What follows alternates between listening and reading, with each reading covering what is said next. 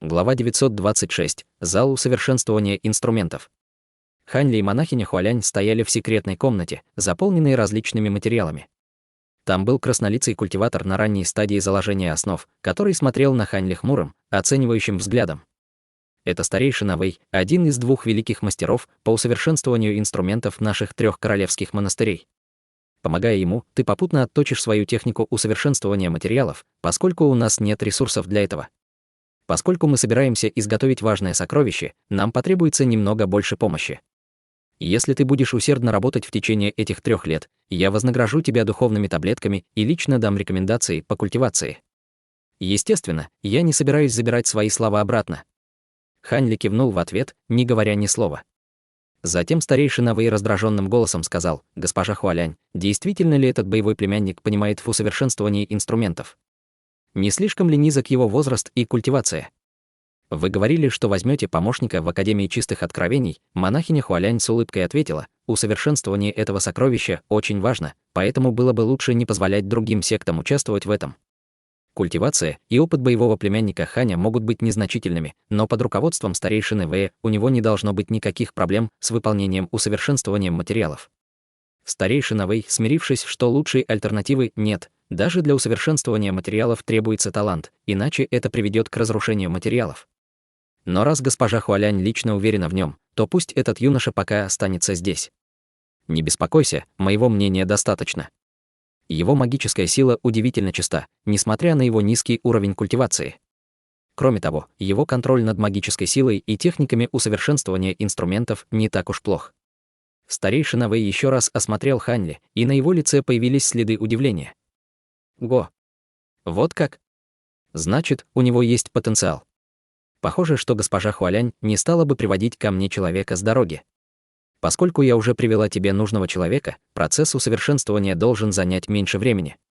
По сравнению с 2 другими монастырями, наш собственный монастырь отстает. Мы ни в коем случае не должны откладывать это великое дело, иначе вина падет на нас. Мне пора. Старейшина Вэй проводил ее и пообещал: будьте спокойны, с мальчиком дела быстро пойдут на лад. Услышав это, монахиня Хуалянь ушла с довольным выражением лица, оставив Хань Ли и старейшину Вэя в скрытой комнате. В следующее мгновение старейшина Вэй сурово сказал: «Ты должен слушать, что я тебе говорю. Независимо от того, заинтересован ты в усовершенствовании инструментов или нет, есть у тебя талант или нет, я буду лично инструктировать тебя в усовершенствования инструментов в течение месяца, а затем дам тебе задание. Пока ты выполняешь мои задания в конце каждого месяца, остальное время можешь использовать по своему усмотрению.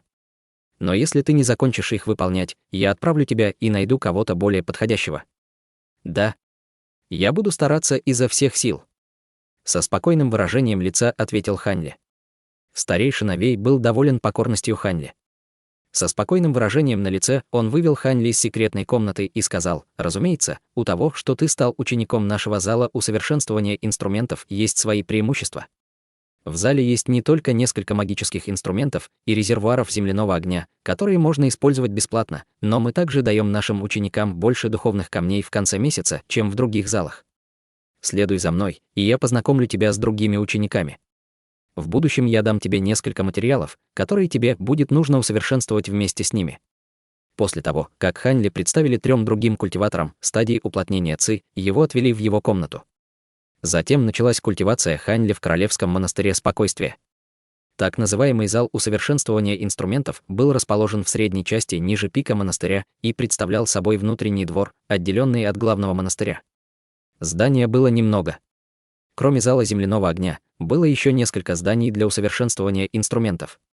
Ученики зала даже обязаны жить в близлежащих пещерах. Помимо 4 низкоранговых учеников, вместе с Хань Ли было еще 2 культиваторов на 8 и 9 слоях стадии уплотнения Ци. Это были мужчины среднего возраста. Учитывая, что во всем зале усовершенствования инструментов было всего 7, небольшого пространства, которое он занимал, было более чем достаточно. Изо дня в день многие ученики мужского и женского королевского монастыря Спокойствия приезжали либо арендовать магический инструмент, либо напрямую просили зал усовершенствовать различные магические инструменты. И поскольку это был женский монастырь, подавляющее большинство учеников составляли женщины, но не все они были монахинями. Было довольно много молодых женщин в дорогих одеждах, из-за чего можно было предположить, что они из богатых семей. Спокойно наблюдая за происходящим, Хань Ли обнаружил, что остальные 3 ученика зала усовершенствования инструментов были полностью очарованы приходившими культиваторшами, несмотря на то, что каждый день работали до костей. Но так как их культивация застопорилась, они знали, что смогут получить благосклонность только благодаря усовершенствованию магических инструментов. Те немногие ученики мужского пола, которые могли остаться здесь, вели себя так же, как те, кто усовершенствовали инструменты. Они жили за пределами монастыря и отвечали за исследование ограничительных заклинаний, приготовление лекарственных таблеток и другие подобные задачи. Ученицы же были полностью сосредоточены на культивации. Хань Ли внутренне не одобрял это, но не собирался вмешиваться. Кроме того, другие 3 ученика присматривали за остальными учениками. Хань Ли же был сосредоточен на изучении усовершенствования и очистке материалов. Каждый день старейшина Вэй проводил 2 часа, рассказывая об основах усовершенствования инструментов, и даже лично демонстрировал их Хань Ли. Со своими знаниями и культивацией Хань Ли он не верил, что ему есть чему поучиться у мастера усовершенствования инструментов в стадии заложения основ, но через несколько дней он испытал настоящий шок. Хотя уровень культивации старейшины Вэя был невысоким, он достиг высоких результатов в усовершенствования инструментов. От очистки материалов и техник усовершенствования инструментов он, казалось, изучил секретные техники обработки инструментов многих сект. Были даже навыки и знания по усовершенствованию инструментов, о которых Хань Ли раньше не слышал. За короткие 10 дней он получил большую пользу от этого неожиданного сюрприза. Казалось, это была причина, по которой Великая империя Цзинь была известна как священная земля для культивации. Мастер усовершенствования инструментов непримечательного даосского монастыря постиг столько техник усовершенствования инструментов, начиная от тех, которые сохранились с древних времен, и до новых методов, исследованных последующими поколениями великих мастеров усовершенствования инструментов. Простые техники усовершенствования инструментов небесного южного региона и области моря рассеянных звезд не могли сравниться с ними. Это был действительно открывающий глаза опыт. По правде говоря, нынешняя техника усовершенствования инструментов Хань Ли была довольно простой. Техники, которые он приобрел у Цинься, были поверхностны перед лицом нынешней культивации и знаний Хань Ли. Проведя время в области моря рассеянных звезд и в секте дрейфующего облака, он увидел множество нефритовых пластинок с техниками усовершенствования инструментов, но полезных было очень мало. Теперь, когда ему выдалась такая редкая возможность, он не собирался ее упускать. В свободное время, занимаясь культивацией искусства яркого нефрита, он искренне принимал учения старейшины Вэя близко к сердцу, демонстрируя огромные усилия, которые удовлетворяли старика.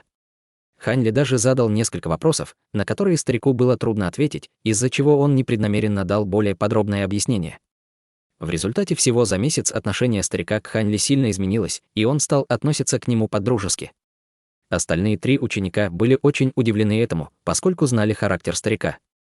Завидуя, они относились к Хань Ли холодно, но, учитывая то, как старейшина Вэй благоволил к нему, эти 3 не могли опрометчиво доставить ему какие-либо проблемы.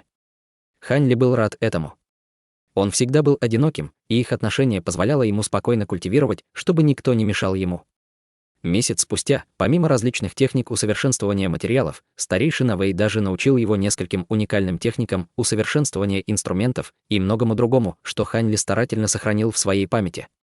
Вдохновленный знаниями, которые он получил, он планировал немедленно отправиться на поиски техник усовершенствования инструментов по всей Великой империи Цзинь, как только восстановит свою магическую силу, что позже позволит ему усовершенствовать веер 7 огней и марионеточное тело монарха расщепления души, что усилит его боевую мощь. В конце 1-го месяца Хань Ли получил ряд заданий по обработке материала, как ему сообщали ранее, но ему не давали заданий, которые были слишком сложными для его настоящего уровня культивации. В результате он с легкостью смог закончить все задания, а оставшееся время культивировал искусство яркого нефрита. 4 месяца пролетели в мгновение ока, и Хань Ли обнаружил что-то, что он присоединился к Королевскому монастырю спокойствия, было правильным выбором. В данный момент старейшина Вэй выглядел очень занятым. Помимо задач по усовершенствованию инструментов, которые он давал 4 ученикам в конце каждого месяца, он был занят в уединенной комнате в зале земляного огня. В этот период монахиня Хуалянь посещала ее несколько раз, но она всегда оставалась в секретной комнате, чтобы тайно поговорить со старейшиной Вэем. Эти 2 были довольно осторожны и всегда устанавливали ограничительные заклинания во время своих разговоров. Поскольку Хань Ли был занят культивацией искусства яркого нефрита, он проигнорировал свое любопытство по этому поводу и решил не рисковать, чтобы его не обнаружили в попытке подслушать их. В один день Хань Ли медитировал, скрестив ноги. Верхняя часть туловища была искривлена в странном положении, а его руки были сжаты в жесте заклинания. Его тело было покрыто слоем слабого золотого света, который то и дело вибрировал. При пристальном рассмотрении можно обнаружить, что кожа Хань Ли была плотно покрыта нитями видимых вен и артерий. На коже даже были шишки размером с яйцо, которые бродили по его телу, словно живые. Каждый раз, когда его тело дрожало, его лицо дергалось в агонии. Бусинки пота время от времени стекали по его лбу, как будто все его тело было в огромном напряжении. Но вскоре после этого золотой свет от тела Хань Ли постепенно угас. Он глубоко вдохнул и расслабил руки, вернувшись в обычную медитативную позу. В этот момент странности на его теле быстро исчезли, и в мгновение ока он вернулся в свой нормальный вид.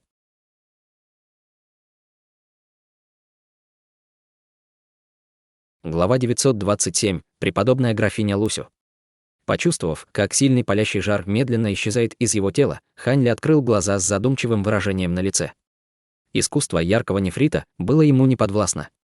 Несмотря на то, что он прошел через процесс конденсирования зарождающейся души и усовершенствования своего тела, он едва мог вытерпеть агонию закаливания своего тела, к большому собственному недоумению. Старший. Неужели с культивацией искусства яркого нефрита все в порядке? Беспокойно спросил Хань Ли монарха расщепления души. Я культивирую всего второй слой, и это невероятно больно. Я не могу поверить, что все ли эти лысые буддисты ждали, когда достигнут поздней стадии зарождающейся души, чтобы начать культивировать эту технику. Их продолжительность жизни достигла бы конца, если бы они культивировали эту технику до конца. И как культиваторы формирования ядра могут терпеть такую боль? Она влияет не только на тело, но она ясно ощущается духовным чутьем. Монарх расщепления души лениво ответил: а что не так? Поскольку буддисты превратили технику клана демонов в свою, они, естественно, исследовали способы уменьшить боль. В конце концов, буддийские техники изначально предназначались для тех, кто обладает высокой толерантностью к боли и силой духа. А благодаря дополнительной силе воли культиватора можно культивировать искусство яркого нефрита. Эта техника настолько властна, потому что изначально предназначена не для людей, а для высших демонов, и, учитывая, насколько сильны их тело, эта боль для них не так уж и сильна. Хань Ли горько улыбнулся, это все объясняет. Жаль, что у меня нет времени, чтобы культивировать другие буддийские техники, и мне придется насильно культивировать эту, несмотря на боль. На этом уровне еще довольно терпимо. Затем он поднял руку и, откинув рукав, взглянул на нее сверкающими синим светом глазами. Спустя промежуток времени, за который можно выпить чаю, он махнул рукой и стянул рукав обратно. Затем он пробормотал про себя: несмотря на то, что я немного пострадал, закаленное тело искусства яркого нефрита совершенно уникально. Эта техника намного сильнее, чем другие известные мне техники закаливания тела. За короткое время мое тело претерпело такие удивительные изменения. Вскоре Хань Ли тихо встал и вышел из уединенной комнаты. Несколько дней назад, когда он усовершенствовал назначенные ему материалы, он объединил приемы усовершенствования инструментов, которые объяснил ему старейшина Вэй, и пришел к пониманию нового навыка усовершенствования инструментов.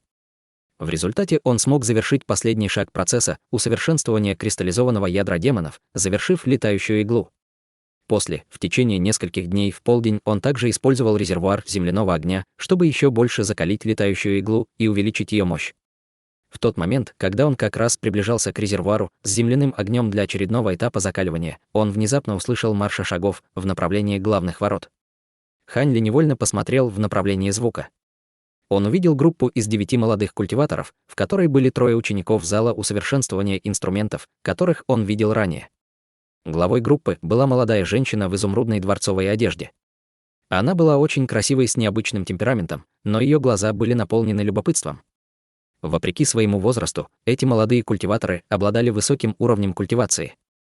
Они были на 8 и 9 уровнях стадии уплотнения ци. У женщины в дворцовой одежде был самый высокий уровень культивации среди них, а она была на 10 уровне стадии уплотнения ци. Мельком окинув их взглядом, Хань Ли понял, что все они, очевидно, обладают высоким статусом, поскольку у каждого из них на поясе была выпуклая сумка для хранения. У 3 из них были даже сумки для хранения духовных зверей. У всех 3 учеников зала усовершенствования инструментов, которые руководили ими, была улыбка на лицах и, казалось, очень осторожничали с гостями, словно боясь, что они их обидят. Хань Ли моргнул и быстро отвернулся, делая вид, что не заметил их, и молча направился в зал с резервуарами земляного огня. Но в этот момент самый высокий из 3 учеников зала усовершенствования инструментов увидел его и громко закричал: «Младший боевой брат Хань, подойди сюда и помоги нам. Преподобная графиня Лусю хочет усовершенствовать магический инструмент. Есть несколько материалов, которые нужно подготовить для этого. Это задача, которую 4-я преподобная монастыря лично взяла на себя. Это дело не терпит отлагательств. Преподобная графиня. 4-я преподобная монастыря». Услышав это, Хань Ли был очень удивлен, но мгновенно скрыл следы удивления и повернулся. Пробыв в монастыре какое-то время, Хань Ли имел общее представление о высокоранговых культиваторах Королевского монастыря Спокойствия. У монастыря было 4 преподобных на стадии формирования ядра, и, как сообщалось, говорилось, что единственный культиватор зарождающейся души монастыря проживал в зале чистого неба. Хотя 4 преподобных монастыря достигли стадии формирования ядра в довольно позднем возрасте, говорят, что их методы были довольно своеобразны.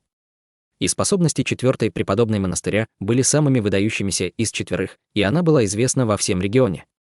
Старший преподаватель Академии чистых откровений Лу даже удивился от простого упоминания ее имени.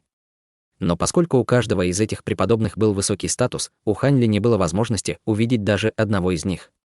Хань Ли подошел и оценивающе посмотрел на группу культиваторов, а затем спокойно сказал: «Раз это приказ 4-й преподобной монастыря, мы должны оказать нашу помощь». Когда группа увидела, что уровень культивации Хань Ли был всего лишь на 4-м уровне стадии уплотнения ци, все они с презрением взглянули на него. Человек в синей одежде из группы сказала прямо: «Разве ты можешь усовершенствовать материалы? Неужели твоего уровня культивации достаточно? Преподобной графине нужно очистить очень редкий материал — кровавое серебро. Если материал разрушен, ты возьмешь на себя ответственность». Графиня Лусю поджала губы в улыбке, но в ее глазах мелькали сомнения. Хань Ли был не в восторге от этого замечания и ответил с улыбкой: «Кровавое серебро — действительно редкий материал. Я также не уверен в том, что смогу его усовершенствовать, поэтому вам лучше найти кого-то более квалифицированного». Когда группа услышала это, они не знали, что сказать. В конце концов, красивый мужчина из группы пришел в себя и презрительно фыркнул. Они сказали, что здесь есть хороший мастер по усовершенствованию инструментов. Почему он не выйдет к нам и не очистит материалы для преподобной графини? Старший боевой дядя Вэй занят усовершенствованием важного сокровища и уже несколько дней не выходит из уединения. «Боюсь, что он не сможет выйти к вам», ответил один из 3 учеников зала усовершенствования инструментов. «Это займет всего минуту», тихо сказала преподобная графиня Лусю. «Разве вы не поможете мне попросить великого мастера Вэя выйти? Даже внутри моего поместья я наслышана о его репутации. Я хочу видеть его своими собственными глазами». Ее благородная красота, казалось, растопила сердце нескольких учеников зала усовершенствования инструментов. Хань Ли бессознательно нахмурился, услышав это. Женщина выглядела вежливой, но в ее глазах была хитрость. Он усмехнулся про себя, но ничего не сказал. 3 мужчин потеряли спокойствие, когда услышали мягкий женский голос, и тут же согласились. Хань Ли внутренне вздохнул при виде этого. Если он правильно помнил, старейшина Вэй чётко сказал своим ученикам, что им не стоит его беспокоить его и 2 его помощников в уединенной комнате, если это не экстренно важное дело. И учитывая, что это всего лишь очистка материалов, тот, кто потревожит старейшину Вэя из-за такого пустяка, непременно пострадает. Как и ожидалось, ученик, который вошел в зал земляного огня, через мгновение выбежал с бледным цветом лица. Вернувшись, он заставил улыбнуться и сказал: «Преподобная графиня, старший боевой дядя Вэй действительно не может позаботиться о вас. Лучше вам попросить младшего боевого брата Ханя. Раз зал усовершенствования инструментов Королевского монастыря Спокойствия настолько известен, почему вы не можете очистить материалы для преподобной графини?» На этот раз другая молодая женщина из группы спросила об этом с улыбкой. Хотя ее внешность была выше среднего, она была очень очаровательной. 3 ученика смущенно переглянулись между собой, а самый высокий затем беспомощно объяснил: «Я не буду скрывать это от молодой мисс Минчжу. Если бы это были обычные материалы, мы бы смогли их очистить, но только младший боевой брат Хань обучался старшим боевым дядей Вэем очистке таких специальных материалов, как кровавое серебро. Наше главное знание — усовершенствование обычных магических инструментов». Преподобная графиня моргнула своими яркими глазами и улыбнулась Хань Ли: «Это будет немного хлопотно. Мы были привезены сюда леди Ючжу и не можем надолго тут остаться. Если я упущу эту возможность, кто знает, когда я смогу найти мастера по усовершенствованию инструмента, способного очистить кровавое серебро. Кажется, мне придется побеспокоить вас». А затем продолжила с легкой улыбкой: «Пожалуйста, постарайтесь изо всех сил. Если вам не удастся, это будет не слишком плохо. Это просто упущенная возможность. Я найду еще материал и попробую снова. Хань кивнул, услышав это, но, посмотрев на группу людей перед ним, нахмурился и сказал: «Когда я очищаю материалы, рядом со мной запрещено находиться такому количеству людей, иначе я буду отвлекаться». Преподобная графиня небрежно ответил: «Хорошо. Когда придет время, с вами буду только я. Остальные будут ждать снаружи или, может быть, они попросят этих 3 старших боевых братьев провести экскурсию по окрестностям». Хотя ее свита не была особо довольна таким предложением, они не выразили никаких возражений. Затем Хань Ли не стал тратить время попусту и направился в зал земляного огня. Затем девушка взглянула на свою свиту, давая знак своим взглядам, чтобы они оставались здесь.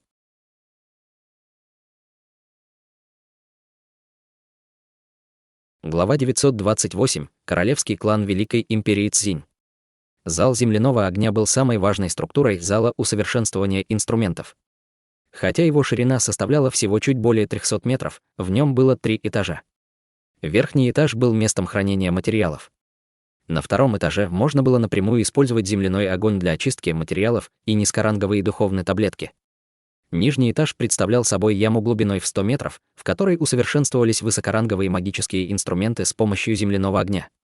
Хань Ли часто использовала уединенную комнату на 2-м этаже, чтобы усовершенствовать материалы, и повел туда преподобную графиню Лусю для очистки ее кровавого серебра. Комната была немного загроможденной, поэтому ему сначала пришлось убраться там. Значит, здесь старший боевой брат Хан очищает материалы. Преподобная графиня Лусю с любопытством оглядел комнату и особенно пристально взглянула на большой котел и 8 магических инструментов поблизости. Похоже, она первый раз видела комнату для усовершенствования инструментов. Неужели преподобная графиня никогда прежде не видела, как изготавливаются магические инструменты? Она потянулась дотронуться до ручки котла и сказала: «С самого детства я следовала за тетей Юй в культивации, и у меня не было времени, чтобы узнать о усовершенствовании инструментов. Обычно я оставалась в поместье и культивировала». Хань Ли взглянул на пепел в котле и небрежно спросил: «Вы культивируете в своем поместье? Неужели поместье Юй расположено на духовной вене?» Женщина удивленно вскрикнула, а затем скривила губы в улыбке. «Неужели старший боевой брат не знает, кто я? Вы действительно не знаете о королевском клане и о моем статусе?» Сердце Хань Ли дрогнуло, и он растерянно усмехнулся, сказав: «Я здесь недавно, поэтому совершенно невежественен в этом вопросе». «Значит, вы правда не знаете, кто я?» «Хе-хе, это здорово. Мне нет нужды выступать в своем статусе преподобной графини. По правде говоря, я имею только отдаленное отношение к королевской семье Великой империи Цзинь, но я никогда не видела даже лица императора. Я всегда оставалась и культивировала со своей учительницей, и никогда не посещала королевский особняк». На лице молодой женщины мелькнуло радостное удивление, и ее отношение быстро изменилось с грациозного положения благородной женщины на странно энергичную молодую женщину. «Вы из королевской семьи?» Хань Ли изменился в лице от удивления. Молодая женщина села в кресло в комнате и наклонила голову, а затем спросила с улыбкой: «Что? Вы удивлены? Мой титул преподобной графини настоящий, но его даровал мне император. Если бы не тот факт, что моя тетя сказала, что я не должна посрамить лицо императорской семьи до моего приезда, я бы не стала одеваться таким образом и заставлять этих людей сопровождать меня. Мне за весь этот день наскучил их пустой разговор. Хотя бы в окружении старшего боевого брата Ханя я могу отдохнуть. Вы ведь не будете таким бестактным и не начнете нести чепуху, верно?» Хань Ли слегка кашлянул и сказал: «В таком случае я продолжу говорить так же, как и сейчас, но, похоже, ваш уважаемый предок неординарный человек. Вы слышали о 4 великих бродячих культиваторах в Великой империи Цзинь? Мой предок, одна из них, Лусю подняла голову, когда сказала это, словно гордясь этим. Услышав это, Хань Ли изменился в лице и удивленно сказал: «4 великих бродячих культиватора? Несмотря на мое невежество, даже я слышал о них. Значит, преподобная графиня еще более важный человек. Я действительно вел себя слишком неуважительно. Эта личность ничуть не меньше вашего звания лорда графства. Ваши будущие перспективы поистине безграничны». Он слышал о 4 великих бродячих культиваторах от Цао Мэнжун. Они находились на стадии поздней и средней стадиях зарождающейся души, и у каждого из них были способности, намного превосходящие обычных культиваторов своего ранга. Верно? Все знают имя моего предка. Я верю, что точно так же думают и другие.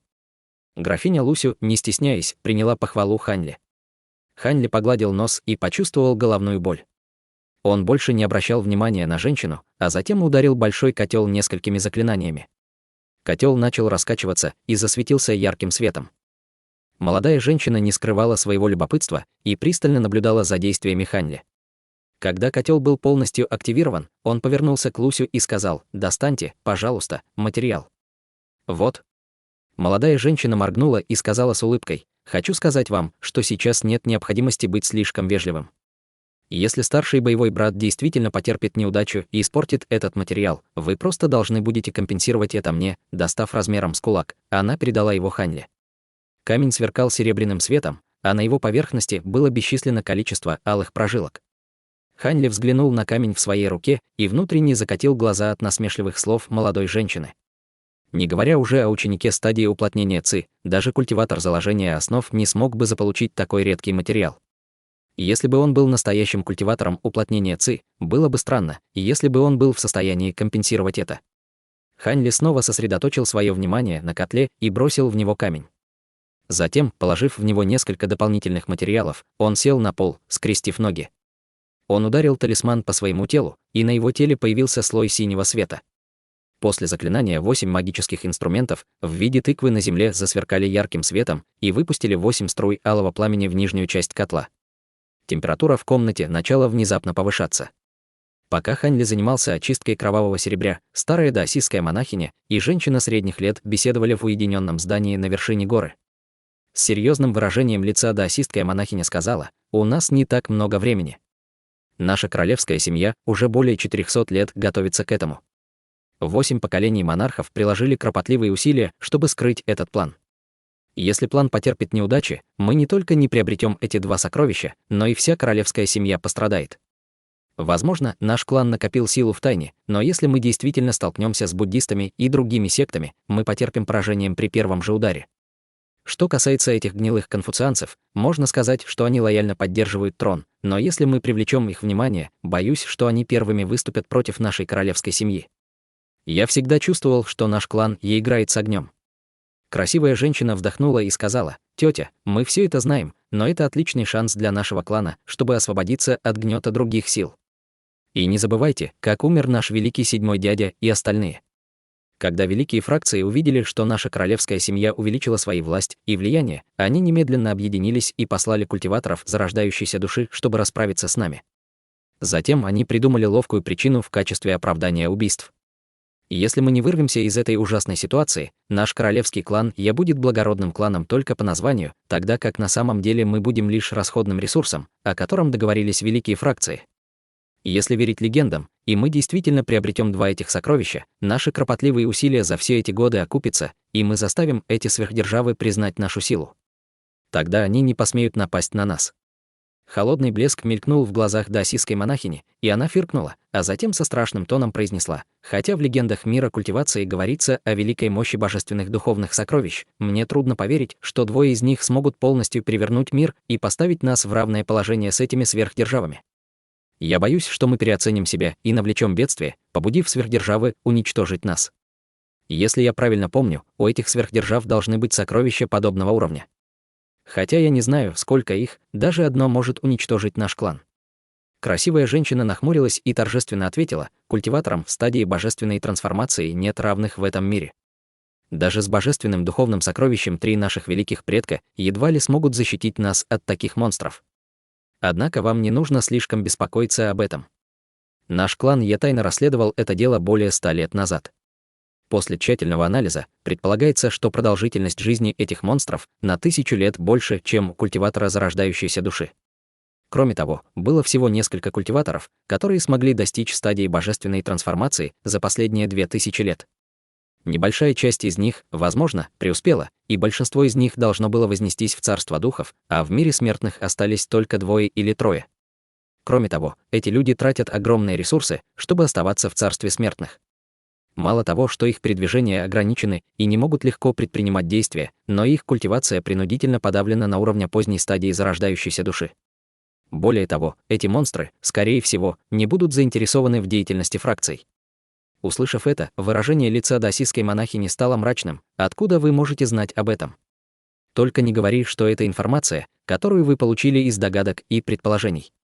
В течение многих лет бесчисленное количество культиваторов пытались узнать секретную информацию о культиваторах стадии божественной трансформации, оставшихся в царстве смертных, но все они потерпели неудачу.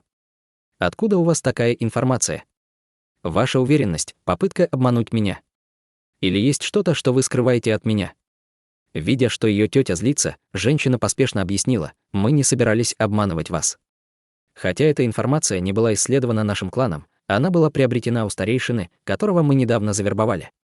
Его информация полностью соответствовала собранным нами подсказкам, поэтому справедливо сказать, что наш клан Е сумел должным образом расследовать это.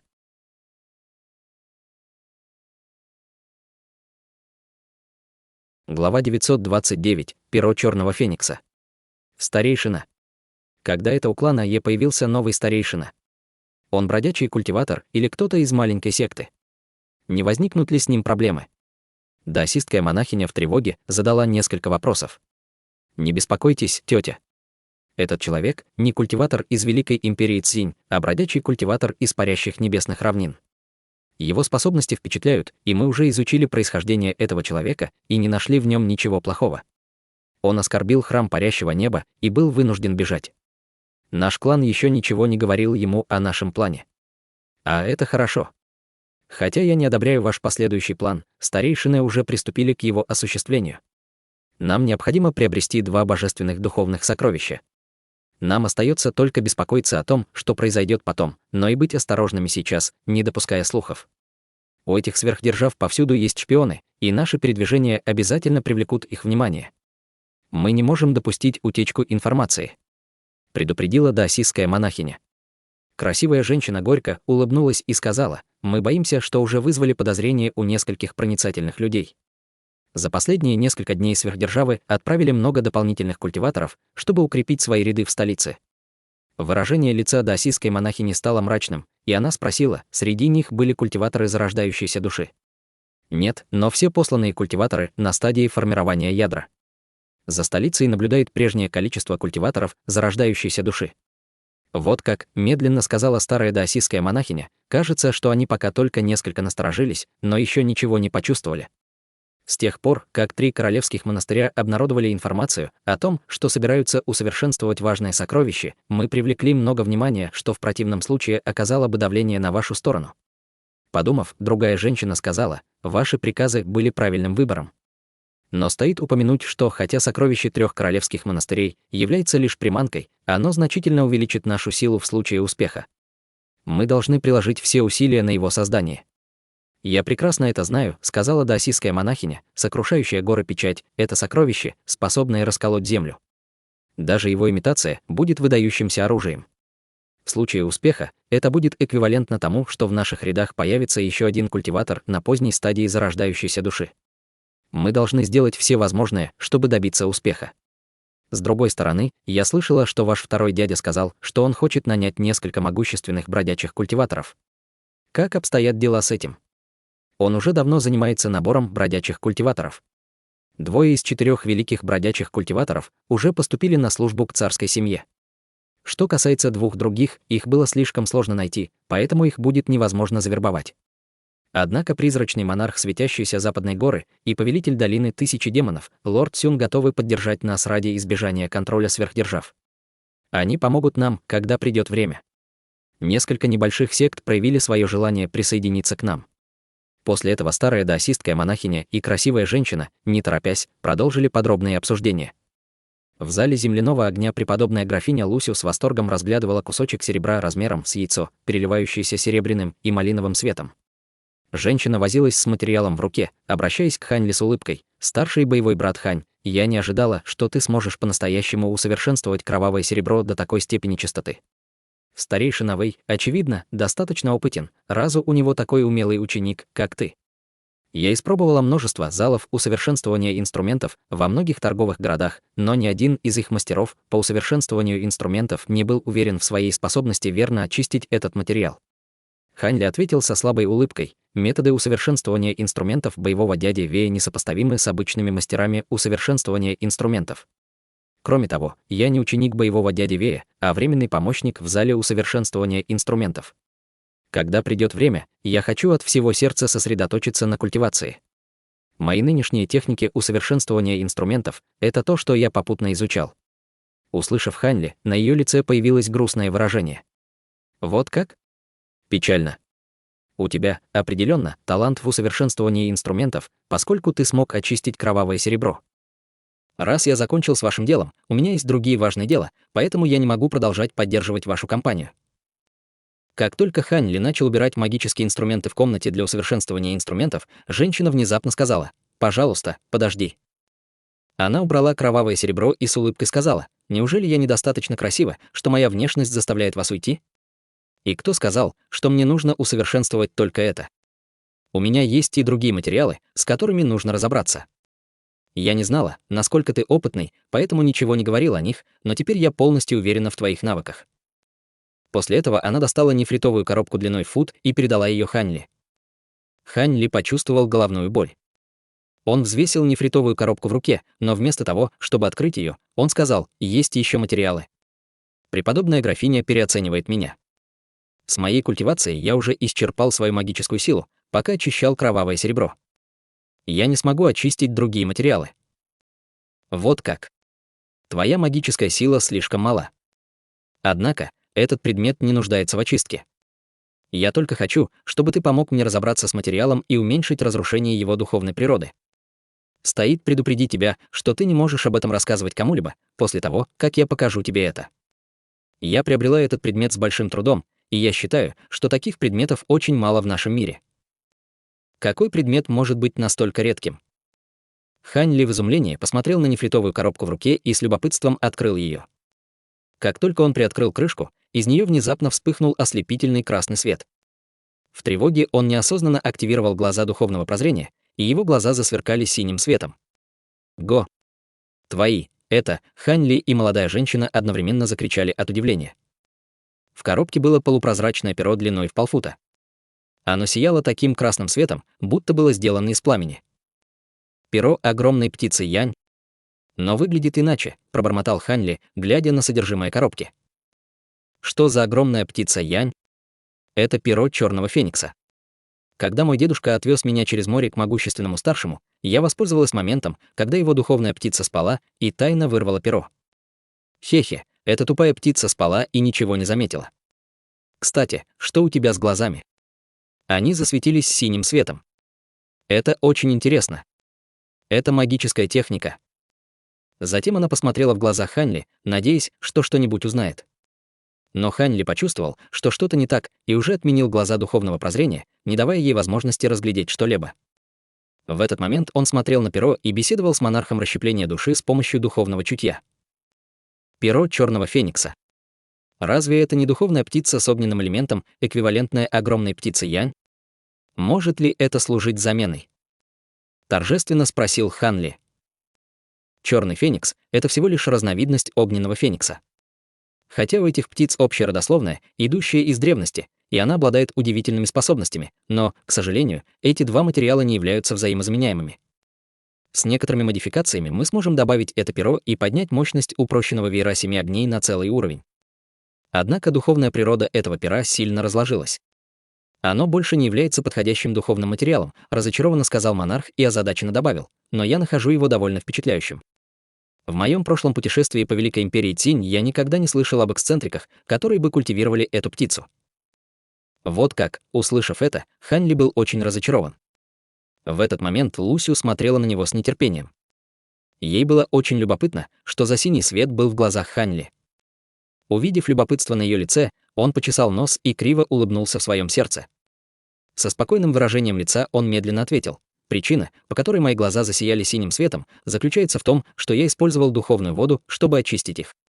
Эта техника придает моим глазам небольшое духовное зрение. Это всего лишь незначительное искусство для низкоранговых культиваторов, таких как я». Лусю была удивлена услышать это. «Что за духовную воду ты использовал? У тебя есть еще. А мог бы дать мне?» Духовная вода эффективна, только если она используется сразу после очистки. Я уже использовал всю воду, которая у меня была. «Боюсь, я должен вас разочаровать», — сказал он с сожалением. Молодая женщина моргнула и надулась, показывая свое сомнение, но сказала: «Старший боевой брат Хань, ты говоришь правду? Не думай, что можешь лгать мне, потому что я молода».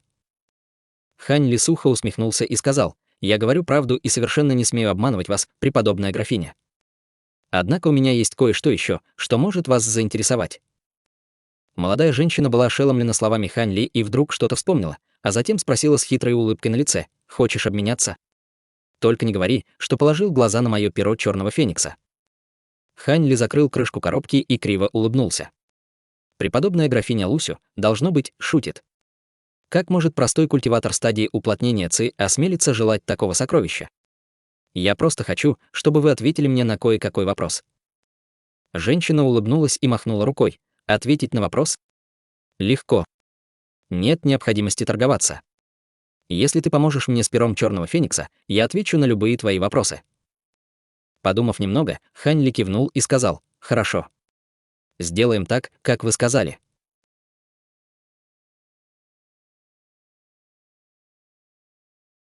Глава 930. Быстрее ветра.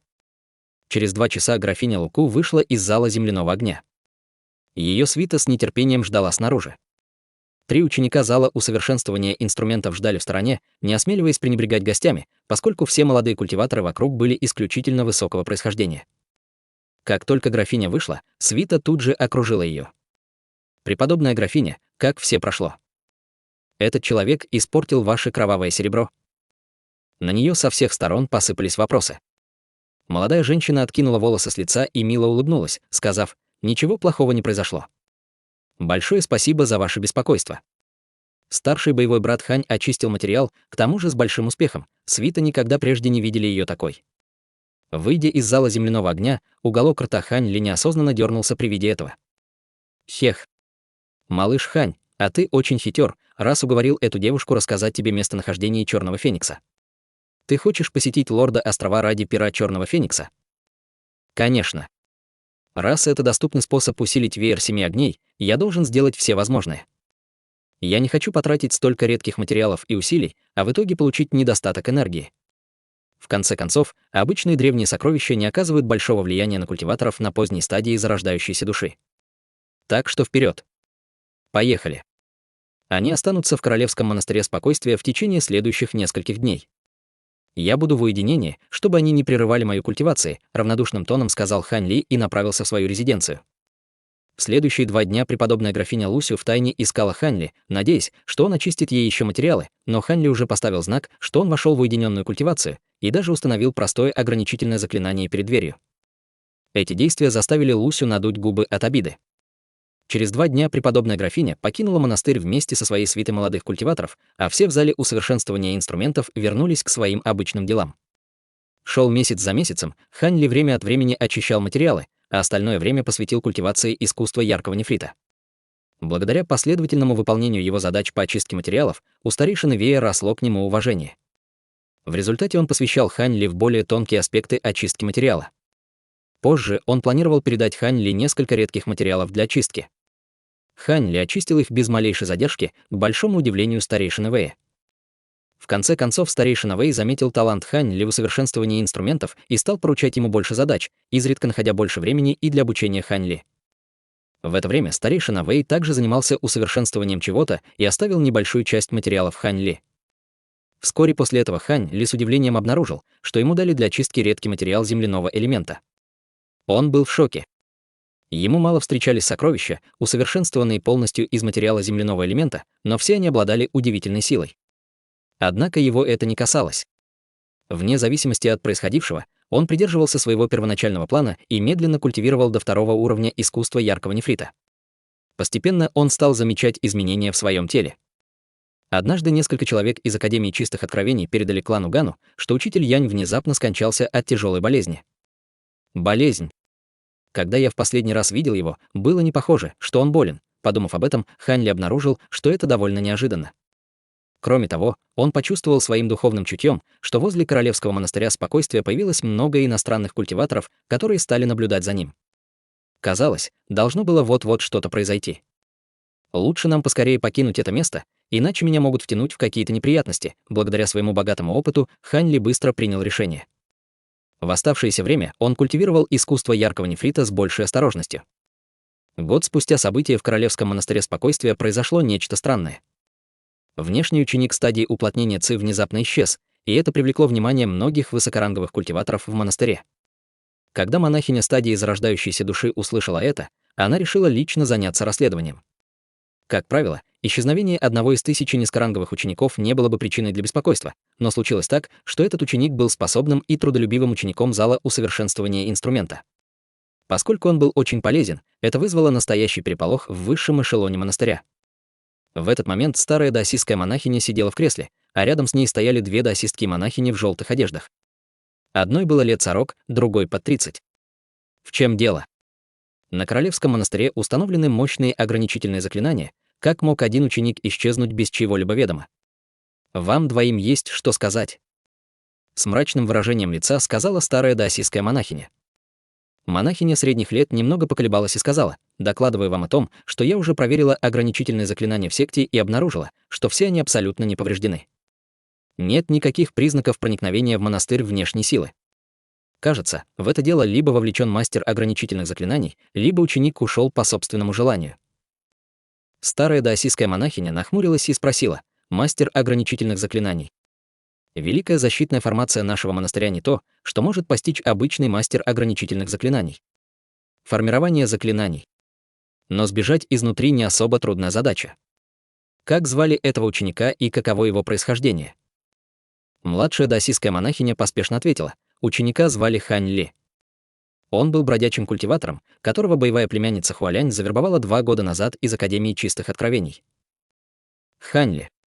Его имя точно не такое же, как у старшего, которого недавно завербовал наш клан? В шоке спросила старая даосистская монахиня. Так и есть. Услышав имя этого ученика, я тоже была ошеломлена, но это, скорее всего, совпадение. Как культиватор стадии уплотнения ЦИ и зарождающейся души могут быть связаны между собой? Совпадение. Хотя в этом мире много совпадений, так уж случилось, что кто-то, кто участвовал в доработке этого предмета, исчез. Кроме того, у этого человека было то же имя, что и у недавно завербованного старейшины нашего клана. Независимо от того, действительно ли это совпадение, стоит тщательно исследовать это дело. Отправьте людей в столицу и внимательно расспросите этого старейшину Ханя. Посмотрите, есть ли у него какая-то связь с этим учеником Хань Ли. Кроме того, позови эту девушку Хуалянь. Я хочу лично спросить ее о том, как она завербовала этого ученика. Кажется, мы попали в ловушку Академии Чистых Откровений, но мы не можем остановиться, когда зашли так далеко. Мы должны закончить усовершенствование этого предмета через 3 года, иначе это задержит великое событие. Старая даосистская монахиня произнесла эти приказы, ничуть не изменившись в лице. Да, боевая тетя. Как прикажете. Приняв приказы, 2 монахини в желтом покинули ее комнату. Проследив за их уходом, она еще долго вглядывалась вдаль, а затем откинулась на спинку стула и медленно закрыла глаза. 3 месяца спустя в крупнейшем торговом городе провинции и молодой человек купил неизвестную руду в непримечательном магазине по высокой цене в 30 000 духовных камней. 5 месяцев спустя на ярмарке в округе Фэн, префектуры Фан, культиватор в маске приобрел 3 куска огненного дерева по цене 50 000 духовных камней. Через полгода в префектуре Кайлун, провинции Фэн, в местной секте пропал рог железного носорога. Они подозревали, что он был украден. 8 месяцев спустя верховный клан региона Цуй внезапно посетил высокоранговый культиватор на средней стадии зарождающейся души с уродливой внешностью. Он хотел обменять 1000-летнюю духовную траву и демонического ядро 7-го ранга на радужную древесину из коллекции клана. В результате мастер клана заставил своих 2 старейшин зарождающейся души встретиться с этим культиватором, чтобы прогнать его, но в результате тот культиватор с помощью своих обширных способностей превратил тех старейшин в глыбы льда. Мастеру клана был шокирован, и у него не осталось выбора, кроме как согласиться на сделку. В результате большой уродливый человек забрал радужную древесину и с громким смехом бросил на землю духовную траву и демоническое демона. Мастеру клана пришлось приложить немало усилий, чтобы освободить 2 своих старейшин изо льда. Хотя они были живы, они потеряли много жизненной силы. За этот год юноша, культиватор в маске и большой уродливый человек появлялись по всей южной части Великой империи Цинь, собирая различные редкие материалы. Юноша покупал редкие материалы, культиватор в маске выигрывал их на аукционах, демонстрируя богатство, словно у него был бесконечный поток духовных камней, а большой и уродливый человек посетил различные благородные кланы в этом районе, а также несколько небольших сект, насильственно обменивая редкие материалы из их коллекциях на свои духовные травы и демонические ядра. Стоит сказать, что у более крупных сект часто загадочно пропадали редкие материалы. Юношу и культиватора в маске редко можно было встретить, в то время как насильственные обмены большого уродливого человека и частого исчезновения материалов вызывали сильные возмущения в мире культивации Великой Империи Цинь. Различные секты культивации были в ярости из-за кражи своих материалов и отправили учеников найти этого таинственного вора. Те, кто сталкивался с большим уродливым культиватором, стали посылать людей, чтобы найти местонахождение этого неосторожного культиватора зарождающейся души.